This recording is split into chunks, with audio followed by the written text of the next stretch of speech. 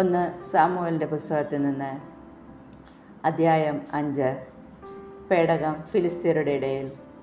ഫിലിസ്ത്യർ ദൈവത്തിൻ്റെ പേടകം കൈവശപ്പെടുത്തി എബ്നേസറിൽ നിന്ന് അഷ്ദോദിലേക്ക് കൊണ്ടുപോയി അവിടെ ദാഗാൻ്റെ ക്ഷേത്രത്തിലെ പ്രതിഷ്ഠയ്ക്ക് സമീപം സ്ഥാപിച്ചു.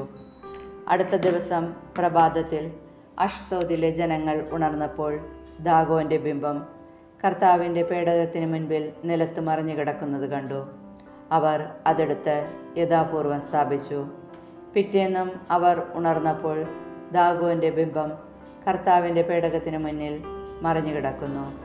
ദാഗോൻ്റെ തലയും കൈകളും മറ്റ് വാതിൽപ്പടിയിൽ കിടക്കുന്നു. ഉടൽ മാത്രം അവശേഷിച്ചിരുന്നു. അതുകൊണ്ടാണ് ദാഗോൻ്റെ പുരോഹിതന്മാരും അവിടെ പ്രവേശിക്കുന്ന മറ്റുള്ളവരും അഷ്ദോദിലുള്ള ദാഗോൻ്റെ വാതിൽപ്പടിയിൽ ചവിട്ടാത്തത്. കർത്താവിൻ്റെ കരം അഷ്ദോദിലുള്ള ജനങ്ങൾക്കെതിരെ പ്രബലമായി. അവിടുന്ന് അവരെ ഭയപ്പെടുത്തി അഷ്ദോദിലും പരിസരങ്ങളിലുമുള്ളവർക്ക് കുരുക്കൾ വരുത്തി അവരെ കഷ്ടപ്പെടുത്തി. അത് കണ്ട് അഷ്ദോദിലെ ജനങ്ങൾ പറഞ്ഞു, ഇസ്രായേലിൻ്റെ ദൈവത്തിൻ്റെ പേടകം നമ്മുടെ ഇടയിലിരിക്കേണ്ട. അവിടുത്തെ കരം നമ്മുടെയും നമ്മുടെ ദേവനായ ദാഗോൻ്റെയും മേൽ പ്രബലപ്പെട്ടിരിക്കുന്നു. അവർ ആളയച്ച് ഫിലിസ്ത്യ പ്രഭുക്കന്മാരെയെല്ലാം വിളിച്ചുകൂട്ടി, ഇസ്രായേലിയരുടെ ദൈവത്തിൻ്റെ പേടകം നാം എന്താണ് ചെയ്യേണ്ടതെന്ന് ചോദിച്ചു. ഗത്തിലേക്ക് കൊണ്ടുപോകാമെന്ന് അവർ പറഞ്ഞു. ദൈവത്തിൻ്റെ പേടകം അവർ അങ്ങോട്ട് കൊണ്ടുപോയി. അവിടെ എത്തിയപ്പോൾ കർത്താവ് ആ നഗരത്തെയും ശിക്ഷിച്ചു. ജനങ്ങൾ സംഭ്രാന്തരായി.